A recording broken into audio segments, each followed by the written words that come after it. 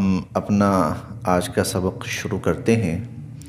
اعوذ باللہ من الشیطان الرجیم، بسم اللہ الرحمن الرحیم۔ وَإِذْ اور جب اخذ عہد لیا رب کا آپ کے رب نے، وَإِذْ اخذ اور جب عہد لیا رب کا آپ کے رب نے، من بنی آدم اولاد آدم سے، من بنی آدم اولاد آدم سے، من ظہورہم ذریتہم، من ظہورہم ان کی پشتوں سے، من ظہورہم ان کی پشتوں سے، ذریتہم ان کی اولاد، تو ان کی اولاد کی پشتوں سے، اولاد آدم سے ان کی اولاد کی پشتوں سے جب آپ کے رب نے عہد لیا، وَأَشْهَدَهُمْ اور انہیں گواہ بنایا، وَأَشْهَدَهُمْ اور ان کو گواہ بنایا، عَلَىٰ أَنفُسِهِمْ ان کی جانوں پر، وَأَشْهَدَهُمْ عَلَىٰ أَنفُسِهِمْ اور ان کو گواہ بنایا ان کی جانوں پر، أَلَسْتُ بِرَبِّكُمْ یہ تھا وہ عہد، یہ وہ عہد ہے، أَلَسْتُ کیا نہیں ہوں میں، بِرَبِّكُمْ تمہارا رب، أَلَسْتُ بِرَبِّكُمْ کیا میں تمہارا رب نہیں ہوں، قالوا وہ کہنے لگے، بلا کیوں نہیں، بلا کیوں نہیں، شہدنا ہم اس بات کی گواہی دیتے ہیں، ان تقولوا یہ اللہ تعالیٰ فرما رہے ہیں کہ یہ جو ہم نے عہد لیا تھا نا، یہ اس لیے تھا، ان تقولوا کہ کہیں تم یہ نہ کہو، یوم القیامتی قیامت کے دن، ان تقولوا یوم القیامہ کہیں تم قیامت کے دن یہ نہ کہو کہ انا بے شک ہم، کننا تھے، عن ھذا اس بات سے، غافلین بے خبر، انا کننا عن ھذا غافلین کہ ہم تو اس بات سے بے خبر تھے۔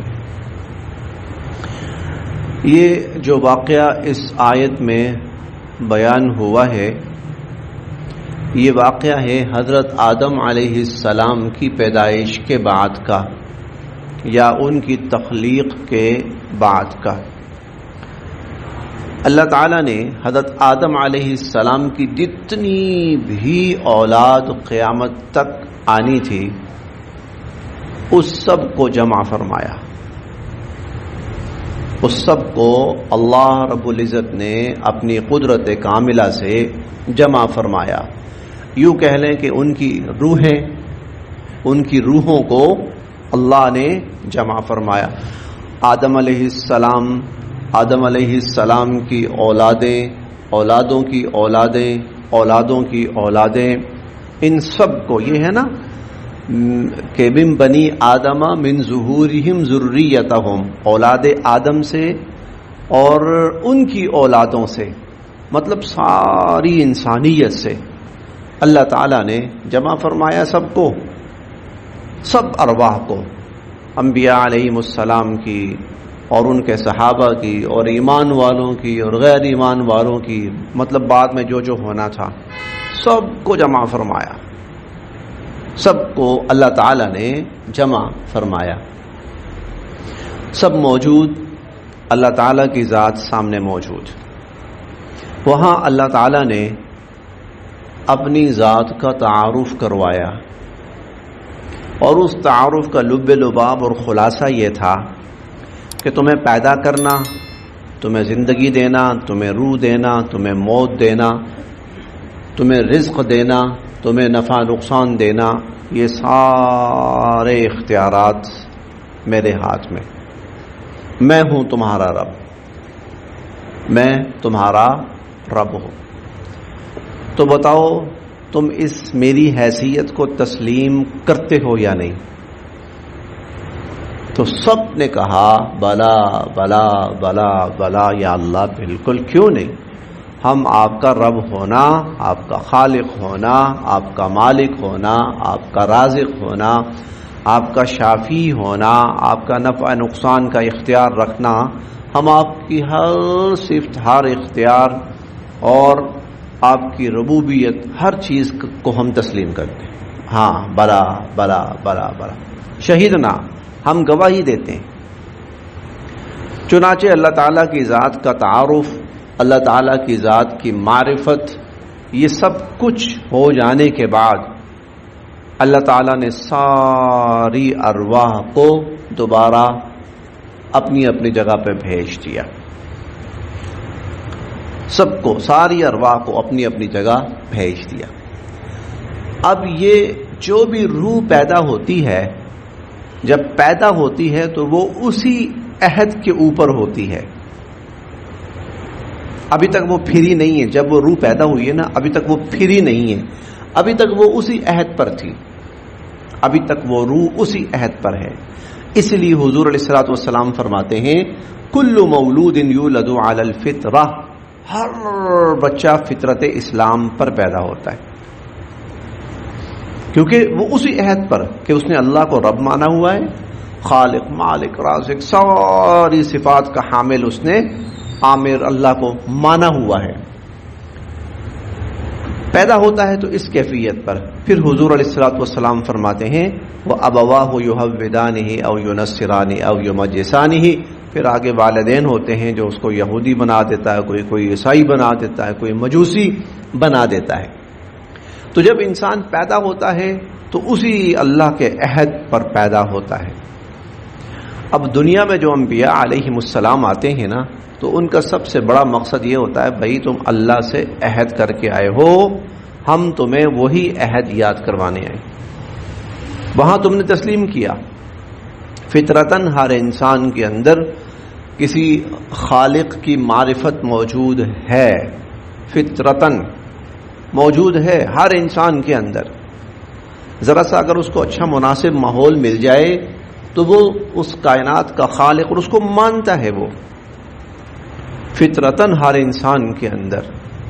لیکن جس ماحول کے اندر وہ رہ رہا ہوتا ہے وہ ماحول اس کو کہیں نہ کہیں بہکا کر لے جاتا ہے، بہکا کر لے جاتا ہے، لیکن فطرتاً، تخلیقاً، خلقتاً اس کے اندر وہ چیز موجود ہے۔ تو اللہ تعالیٰ نے اپنے قرآن کے ذریعے انسانوں کو پھر وہ عہد یاد کروایا ہے کہ وہاں میرے ساتھ کیا کمٹمنٹ کر کے آئے ہو۔ میں تمہیں کیوں یہ بات یاد کروا رہا ہوں؟ ان تقولوا یوم القیامہ، کل قیامت کے دن آ کر یہ نہ کہنا انا کنا عن ھذا غافلین، کہ اللہ ہمیں تو پتہ ہی نہیں تھا، ہم تو بے خبر تھے۔ پھر دیکھیے جی وَإِذْ أَخَذَ رَبُّكَ، اور جب آپ کے رب نے عہد لیا، من بنی آدم، اولاد آدم سے، من ظہورہم، ان کی پشتوں سے، پشتوں میں سے ان کی، یعنی پشت سے مراد ہونے کا مطلب پتہ کیا ہوتا ہے؟ پشت سے مراد ہونے کا مطلب ابھی وہ پیدا نہیں ہوئے تھے۔ کہتے ہیں نا یہ بندہ فلاں کی پشت سے ہے، اتنی پشت میں جا کر ان کا سلسلہ اس سے مل جاتا ہے۔ صلب عربی میں اس کو صلب بھی کہتے ہیں۔ پشت کا مطلب یہ ہوتا ہے کہ ابھی وہ دنیا میں نہیں آیا، ابھی وہ دنیا میں، تو ابھی یہ دنیا میں نہیں آئے تھے، اللہ تعالیٰ نے ان کی پشتوں میں ہی ان سے عہد لیا، اور ذریتہم، اور ان کی اولادوں سے بھی عہد لیا، واشہدہم، اور ان کو گواہ بنایا، علی انفسہم، ان کی جانوں پر، کہ الست بربکم، بتاؤ میں تمہارا رب نہیں ہوں؟ قالوا، وہ کہنے لگے بلا، کیوں نہیں، شہدنا، ہم نے اس بات کا اقرار کیا، ہم اس بات کی گواہی دیتے ہیں کہ آپ ہمارے رب ہیں۔ تو ان تقولوا، تو اب نہ کہنا، یوم القیامت، قیامت کے دن، کہ انا کننا، ہم تو تھے، عن ھذا، اس سے، غافلین، بے خبر۔ او یا تقولوا، یا یہ بات نہ کہنا، انما، کہ بے شک، اشرکا، شرک تو کیا تھا، آباؤنا، ہمارے آباء و اجداد نے، من قبل جو ہم سے پہلے گزر گئے تھے. ہمارے آباء و اجداد جو ہم سے پہلے گزر گئے تھے شرک تو انہوں نے کیا تھا. وَكُنَّا اور ہم تو تھے ذُرِّيَّةً اولاد من بعدہم ان کے بعد. یہ نہ کہنا آ کر کہ بھئی وہ تو چلا آ رہا ہے, یہ کام اگر برا تھا نا تو یہ تو ہمارے بڑوں نے شروع کیا, ہم نے تو نہیں شروع کیا, ہم تو بس جو طریقہ چلا آ رہا تھا ہم تو اس پہ چل رہے تھے. قیامت کے دن آ کر یہ عذر نہ پیش کرنا. افتہلکنا کیا آپ ہمیں ہلاک کریں گے, بما اس وجہ سے جو فعل کیا المبطلون غلط لوگوں نے. یعنی قیامت کے دن آ کر یہ نہ کہنا واللہ شرک تو پتہ نہیں کس نے شروع کیا تھا, ہم تو جب آئے تھے تو دنیا میں ایک نظام چل رہا تھا, ہم تو اسی نظام میں چلتے رہے. نہ, قیامت کے دن آ کر ایسی بات نہ کہنا. وکذالک اور اس طرح نفصل ہم کھول کر بیان کر رہے ہیں الآیات آیات, ہم اپنی آیات اس طرح کھول کر بیان کر رہے ہیں. وَلَعَلَّهُمْ تاکہ لوگ یرجعون سیدھے راستے کی طرف پلٹ آئیں, تاکہ لوگ سیدھے راستے کی طرف پلٹ آئیں. وَاتْلُو اور آپ بیان کیجئے,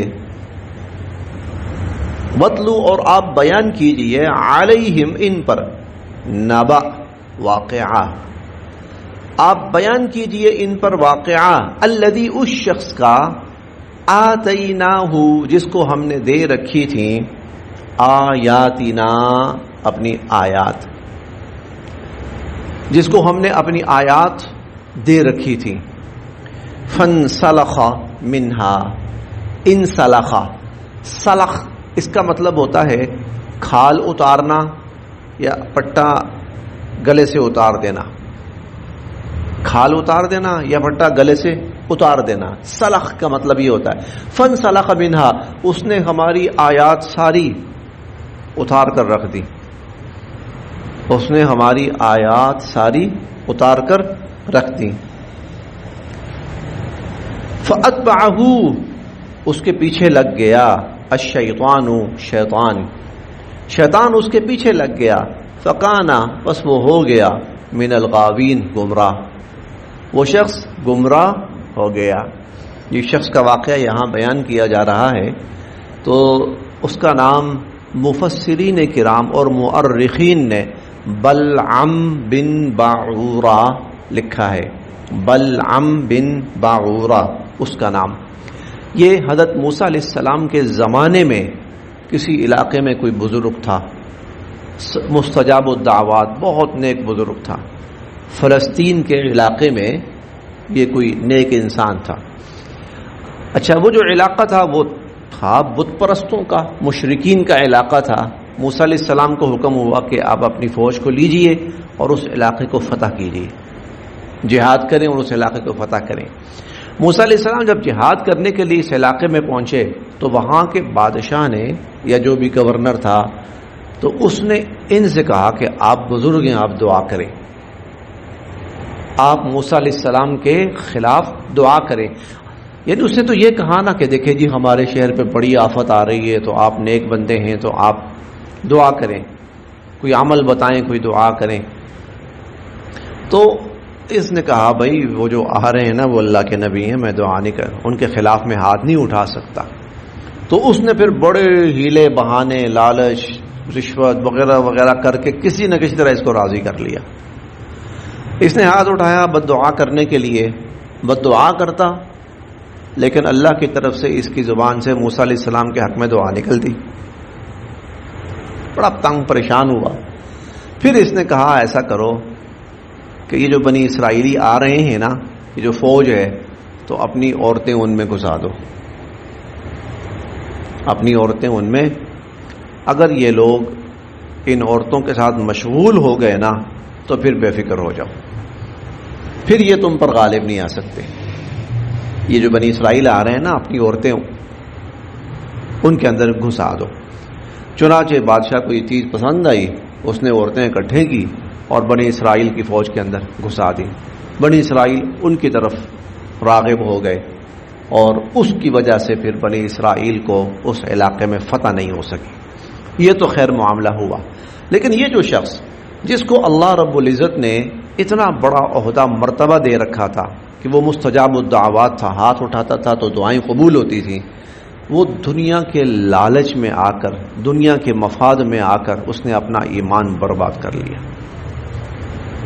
وَاتْلُ عَلَيْهِمْ، آپ بیان کیجئے ان پر، نبا واقعہ، الذی، اس شخص کا، آپ اس شخص کا واقعہ بیان کیجئے، الذی آتیناہ آیاتنا، جس کو ہم نے اپنی آیات دی، فانسلخ منہا، اور وہ اس نے ان آیات سے مراد ہے اللہ کی طرف سے عہدہ اور مرتبہ اور عزت اور مقام.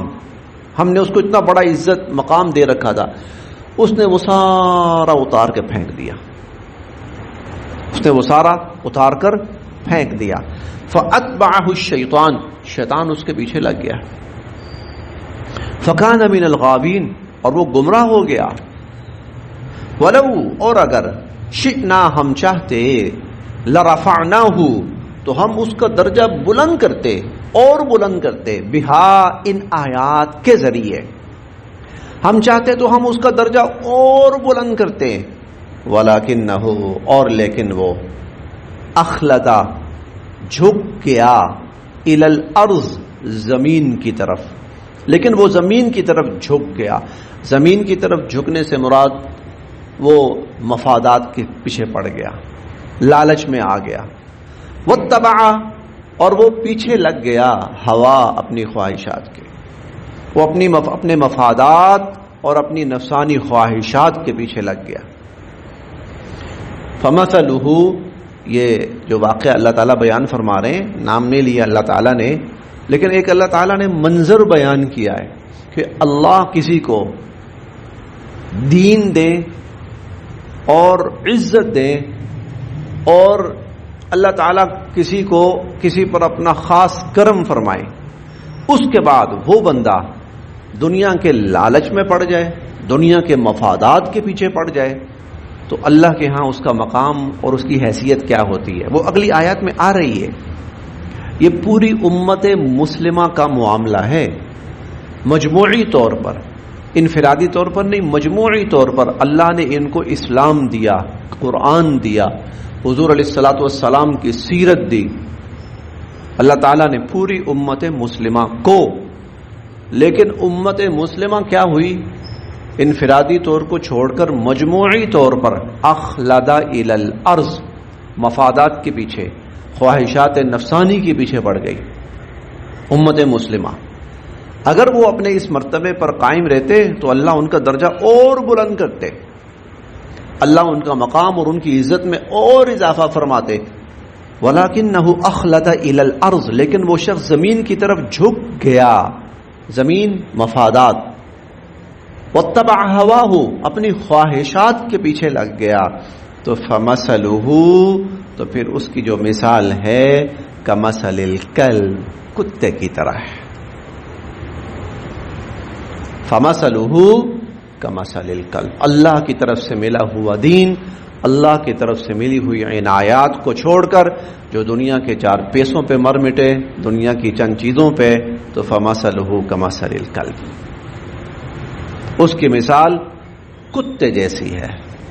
فَمَثَلُهُ، اللہ تعالیٰ بڑا سخت لفظ استعمال کر رہے ہیں، لیکن کردار غلیظ ہو چکا ہے.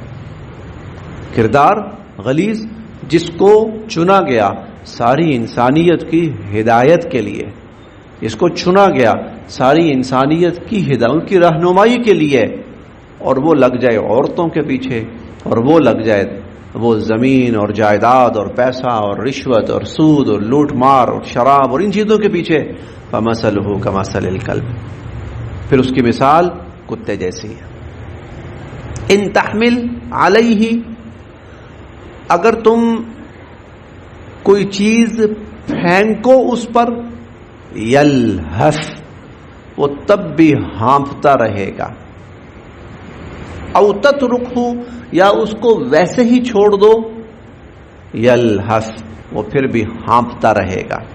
کتے، اچھا جو باقی مخلوق ہے نا، باقی جانور ہیں، وہ جب بھاگیں گے، دوڑیں گے، مشقت کریں گے تو پھر ان کا جسم ہانپے گا. لیکن کتے کو دیکھیں آپ، کتے کو آپ بھگائیں تب بھی وہ ہانپتا رہے گا، نہ بھگائیں ایسا ہی پڑا رہے تب بھی وہ ہانپتا رہے گا. ایسا کیوں ہے؟ ایسا کیوں؟ تو جو ماہر حیوانات ہیں نا وہ کہتے ہیں، خاص طور پر ایک علامہ دمیری رحمۃ اللہ نے کتاب لکھی حیات الحیوان، حیات الحیوان بڑی لاجواب کتاب ہے. اس میں وہ لکھتے ہیں کہ کتے کی یہ اس کی خاصیت تو خیر نہیں کہنا چاہیے، اس کا یہ مزاج اس وجہ سے ہے کہ کتے کے اندر خواہشات نفسانی حد سے زیادہ ہوتی. کتے کے اندر خواہشات نفسانی حد سے زیادہ، اور اس کے اندر جو آگ لگی ہوتی ہے نا وہ اس کو سکون سے بیٹھنے نہیں دیتی، اور وہ آگ اتنی ہوتی ہے کہ اس کی زبان باہر لپکی رہتی ہے. تو اب یہ شخص کیا ہے؟ یہ کتے کی طرح اپنی خواہشات کے پیچھے پڑ چکا ہے. کتے کی طرح اپنی خواہشات، اس خواہشات کی اتباع میں وہ جائز اور ناجائز اور حلال اور حرام وہ نظر انداز کر جاتا ہے. فمثلہ کمثل الکلب، تو اس کی مثال کتے جیسی ہے.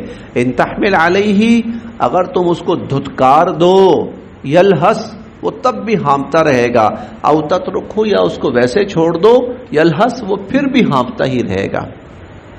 ذالک، یہ مثل، مثال ہے، القوم، اس قوم کی، الذین، جنہوں نے، کذبوا، جھٹلایا، بآیاتنا، ہماری آیات کو. یہ ان لوگوں کی مثال ہے جنہوں نے ہماری آیات کو جھٹلایا. فاقصص القصص، یہ باتیں آپ ان پر بیان کریں، اے نبی صلی اللہ علیہ وسلم یہ باتیں آپ ان پر بیان کریں. لعلہم، تاکہ وہ یتفکرون، کچھ غور و فکر کریں، کچھ سوچیں. وہ ساء، بہت ہی بری ہے، مثل، مثال، القوم، اس قوم کی، ان لوگوں کی مثال بہت ہی بری ہے، الذین، جنہوں نے، کذبوا، جھٹلایا، بآیاتنا، ہماری آیات کو. ان لوگوں کی بہت ہی بری مثال ہے جنہوں نے ہماری آیات کو جھٹلایا. وانفسہم، اور اپنی جانوں پر، کانوا یظلمون، وہ ظلم کرتے ہیں. من یہد اللہ، جس کو اللہ ہدایت دے، فہو المہتدی، وہی ہدایت پانے والا ہے. ومن یضلل، اور جس کو اللہ گمراہ کر دیں، فاولئک، تو وہی ہم الخاسرون، نقصان اٹھانے والے ہیں. اور جس کو اللہ گمراہ کر دے وہ پھر خسارہ پانے والے ہیں اور نقصان اٹھانے والے ہیں. بس یہاں تک.